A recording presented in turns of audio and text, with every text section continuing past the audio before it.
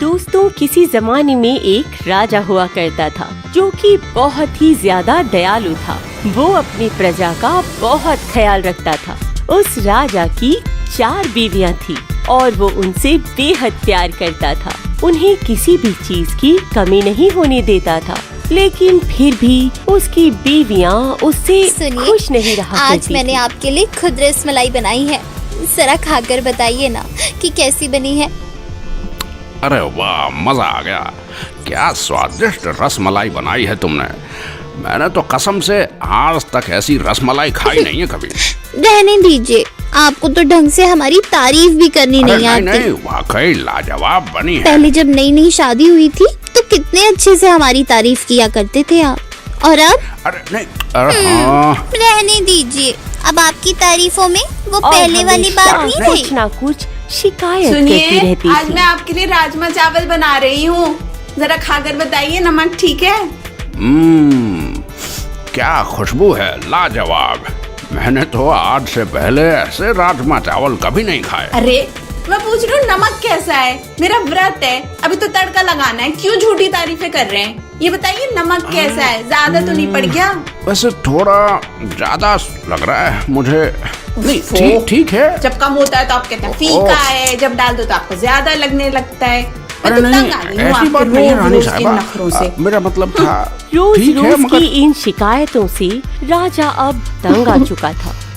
क्या सोच रहे हैं राजन? किन ख्यालों में गुम है? बस आप लोगों के बारे में ही सोच रहा था। चलिए, आपने ये कह के इस बात का मजा खराब कर दिया। अरे अब इसमें मैंने क्या कह दिया ऐसा? हमें लगा आप हमारे बारे में ही सोच रहे होंगे। खैर छोड़िए, हम ये कह रहे थे कि हमें पिताजी की याद आ रही है। बहुत दिनों से हम उन्हें मिले नहीं। हम मायके जाना चाहते हैं। अरे कोई बात नहीं, आप जरूर जाइए। आपकी खुशी में तो हमारी खुशी है। देखा, झट से भेजने के लिए हाँ कर दी। देख लिया मैंने, कितना प्यार करते हैं आप हमें। हाँ। अरे अजी सुनिए, हमें अपने घर और माता पिता की बहुत याद सता रही है। क्या हम कुछ दिनों के लिए मायके चली जाएं? पर मैं तुम्हारे बिना कैसे जिंदा रहूंगा, ये नहीं सोचा तुमने? एक एक दिन काटना किस कदर भारी पड़ेगा मेरा तुम्हारे बिना। क्या तुम रह लोगी मेरे बिना? ओहो, कितने दिनों बाद हम जा रहे हैं। अरे हम जाते ही कहाँ हैं मायके? लगता है आपको अपने कामों से मतलब है। हमारी खुशी की कोई फिक्र ही नहीं। मैं तो परेशान हो गई हूँ। झट से भेजने के लिए हाँ कर दी। देख लिया मैंने, कितना प्यार करते हैं आप हमें। कम होता है तो आप कहते हैं फीका है, जब डाल दो तो आपको ज्यादा लगने लगता है। पहले जब नई नई शादी हुई थी तो कितने अच्छे से हमारी तारीफ किया करते थे। रोज रोज इन रानियों की बातों, इनके रोज रोज के नखरों से समझ में नहीं आता। बहुत ही ज्यादा परेशान रहने लगा था। इसी दौरान उसकी प्रजा में से एक बहुत ही भले व्यक्ति को फांसी की सजा सुनाई जाती है। जब फांसी का वक्त आया तो लोगों ने राजा से उसकी फांसी माफ करने के लिए कहा, क्योंकि वो व्यक्ति बहुत ही भला इंसान था और लोगों की बहुत मदद किया करता था। राजा ने उस आदमी से कहा, मैं तुम्हारी जान बख्श सकता हूँ अगर तुम मेरे एक सवाल का जवाब दे दो तो। जी हुजूर, आप जो कुछ भी पूछना चाहते हैं आप मुझसे पूछ सकते हैं। मैं पूरी कोशिश करूंगा कि आपके सवाल का जवाब दे सकूं और मेरी सजा माफ हो जाए। मेरा सवाल थोड़ा टेढ़ा है और ये एक ऐसा सवाल है जिसने मुझे काफी सालों से बहुत परेशान कर रखा है, और अगर तुमने इस सवाल का सही जवाब दे दिया तो मैं तुम्हारी सजा माफ कर दूंगा और तुम्हें इनाम भी दिया जाएगा। ठीक है? जी हुजूर, मुझे मंजूर है। मैं पूरी कोशिश करूंगा। आप बताइए क्या सवाल है जो आपको परेशान कर रहा है? मेरा सवाल ये है कि औरत का दिमाग कैसे काम करता है, समझे? यानी औरत की जो सोच है आखिर कैसे काम करती है। औरत आखिर क्या चाहती है, कैसे सोचती है, तुम समझे मैं क्या जानना चाहता हूँ? हैं? जब उस आदमी ने ये सवाल सुना तो एक पल के लिए तो वो भी सुन पड़ गया। और फिर गहरी सोच में डूब गया। वो काफी देर तक इस सवाल का जवाब सोचता रहा, मगर आखिरकार जब वो इस सवाल का जवाब ना दे सका तो उसने राजा से कहा, महाराज, औरत को तो आज तक कोई नहीं समझ पाया। ये तो आप भी जानते ही होंगे, बड़े बड़े ऋषि मुनि भी औरत को नहीं समझ पाए। मुझे कम से कम 1 साल की मोहलत तो चाहिए होगी महाराज। तो मैं इस सवाल का जवाब आपको जरूर खोज कर बता सकता हूँ। ठीक है, मैं तुम्हारी दिक्कत तो समझता हूँ। हम तुम्हें 1 साल की मोहलत देते हैं, पर अगर तुमने इस सवाल का सही जवाब 1 साल के अंदर नहीं दिया तो तुम्हारी गर्दन उड़ा दी जाएगी। जाओ।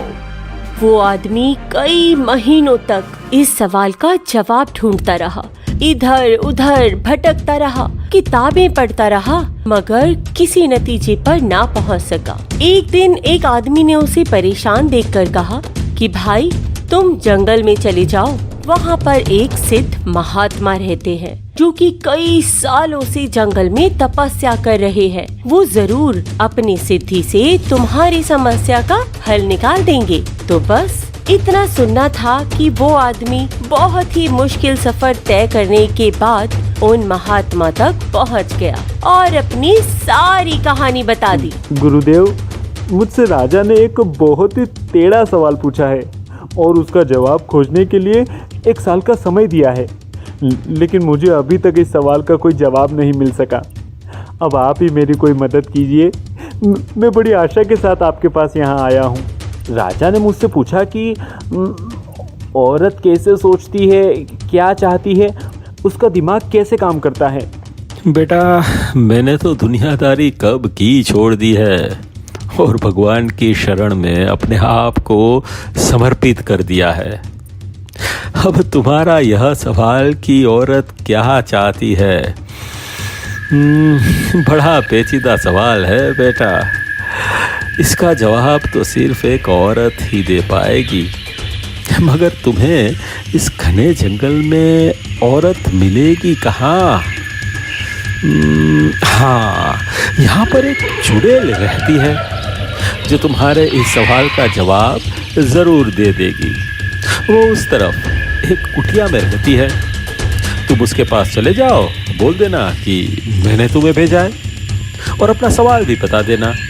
वो तुम्हारे इस सवाल का जवाब जरूर दे देगी। साधु ने उस आदमी को उस चुड़ैल का पता बता दिया और वो आदमी साधु को धन्यवाद देकर उस चुड़ैल से मिलने के लिए चल निकला। जब वो चुड़ैल के पास पहुंचा और उसने चुड़ैल को अपना सवाल बताया तो चुड़ैल बोली, मैं इस सवाल का जवाब जानती हूँ। तो फिर मुझे जल्दी से बता दो, इस सवाल का क्या जवाब है। औरत क्या चाहती है?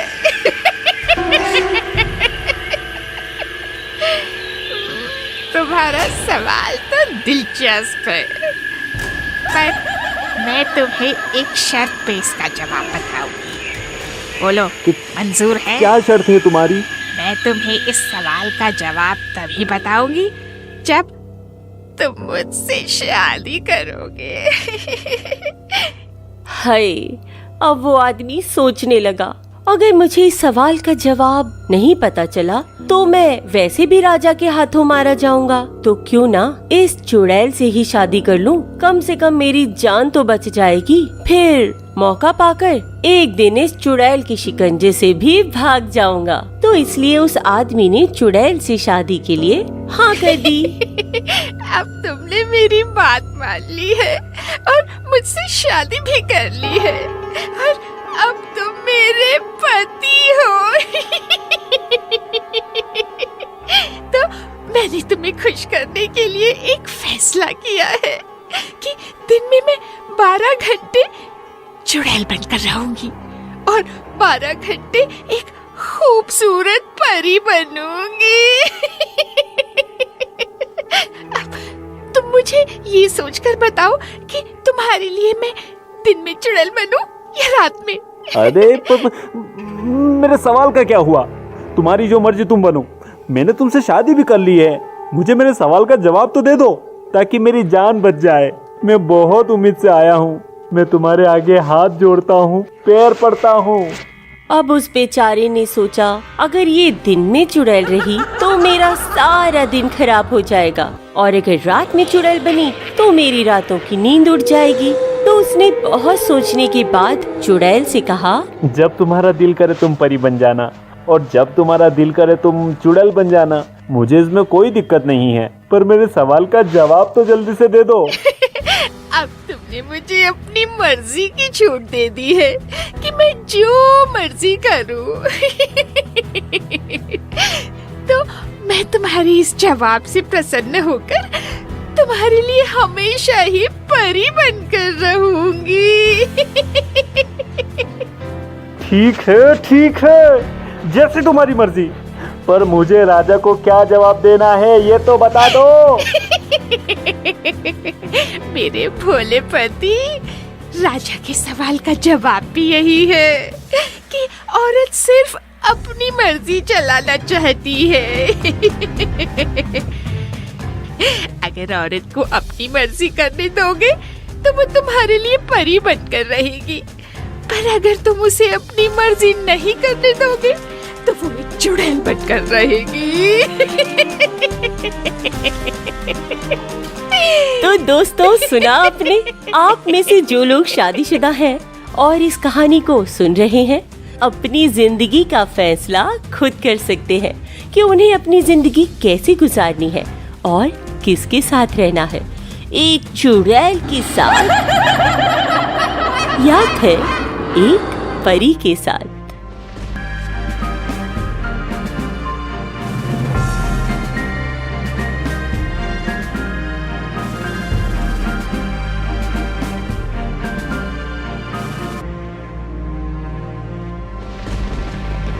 रहने दीजिए, अब आपकी तारीफों में वो पहले वाली बात नहीं रही। जब कम होता है तो आप कहते हैं फीका है, जब डाल दो तो आपको ज्यादा लगने लगता है। देखा, झट से भेजने के लिए हाँ कर दी। देख लिया मैंने, कितना प्यार करते हैं आप हमें। हाँ। क्या तुम रह लोगी मेरे बिना? ओहो, कितने दिनों बाद हम जा रहे हैं। अरे हम जाते ही कहाँ हैं मायके? तुम मुझे ये सोचकर बताओ कि तुम्हारे लिए मैं दिन में चुड़ैल बनूं या रात में? बड़ा पेचीदा सवाल है बेटा। इसका जवाब तो सिर्फ एक औरत ही दे पाएगी। ठीक है, जैसे तुम्हारी मर्जी। पर मुझे राजा को क्या जवाब देना है ये तो बता दो। अरे कोई बात नहीं, आप जरूर जाइए। आपकी खुशी में तो हमारी खुशी है। देखा, झट से भेजने के लिए हाँ कर दी। देख लिया मैंने, कितना प्यार करते हैं आप हमें। हाँ। अरे दोस्तों, उम्मीद करते हैं आपको हमारी ऑडियो स्टोरी जरूर पसंद आई होगी और सीखने को भी तो काफी कुछ मिला होगा। ऐसी ही कहानियों के लिए हमारे चैनल को सब्सक्राइब कर ले। मिलेंगे बहुत जल्द एक और नई दिलचस्प कहानी के साथ। Bye bye.